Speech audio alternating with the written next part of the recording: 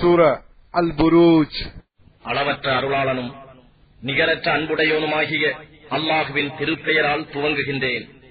கிரகங்களை உடைய வானத்தின் மீது சத்தியமாக, இன்னும் வாக்களிக்கப்பட்ட இறுதி நாள் மீதும் சத்தியமாக, மேலும் சாட்சிகள் மீதும் சாட்சி சொல்லப்படுவதன் மீதும் சத்தியமாக. நெருப்பு குண்டங்களை உடையவர்கள் கொல்லப்பட்டனர். விறகுகள் போட்டு எரித்த பெரும் நெருப்பு குண்டம். அவர்கள் அதன்பால் உட்கார்ந்திருந்த போது மூமீன்களை அவர்கள் நெருப்பு குண்டத்தில் போட்டு வேதனையை செய்ததற்கு அவர்களே சாட்சிகளாக இருந்தனர். யாவரையும் மிகைத்தவனும் புகழ் உடையோனுமாகிய அல்லாஹுவின் மீது அவர்கள் ஈமான் கொண்டார்கள் என்பதற்காக அன்றி வேறெதற்கும் அவர்களை பழி வாங்கவில்லை. வானங்கள் பூமியின் ஆட்சி அவனுக்கே உரியது. எனவே அல்லாஹ் அனைத்து பொருட்கள் மீதும் சாட்சியாக இருக்கிறான்.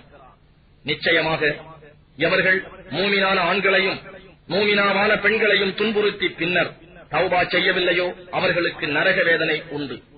மேலும் கரித்து பொசுக்கும் வேதனையும் அவர்களுக்கு உண்டு.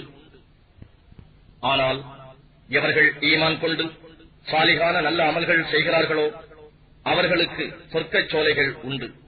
அவற்றின் கீழ் நதிகள் ஓடிக்கொண்டிருக்கும். அதுவே மாபெரும் பாக்கியமாகும். நிச்சயமாக உம்முடைய இறைவனின் பிடி மிகவும் கடினமானது. நிச்சயமாக அவனே ஆதியில் உற்பத்தி செய்தான், மேலும் மரணத்திற்கு பின்னும் மீள வைக்கிறான்.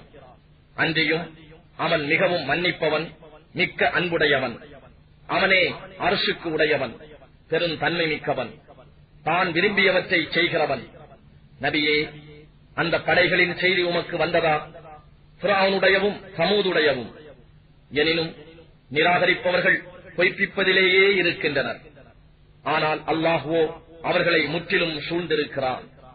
நிராகரிப்போர் எவ்வளவு முயன்றாலும் இது பெருமை பொருந்திய குர்ஆனாக இருக்கும்.